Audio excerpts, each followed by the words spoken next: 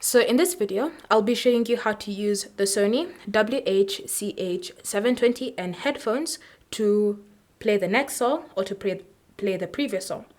So if you want to be able to skip songs or to play the previous song that you were just listening to using your headphones, this is what you're going to do. You're going to locate the play pause button on the right ear cup. It's the one next in between volume up and volume down.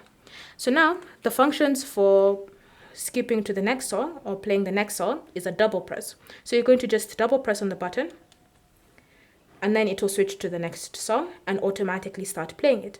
If you want to go back to the previous song, you're going to press 3 times on that specific button and it will go back to the previous one. So let's go ahead and do it. 1, 2, 3. And you can see it's now playing the previous track.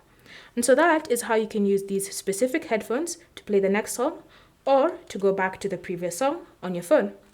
Thanks for watching. If you have any questions or comments, leave them down below and we'll get back to you.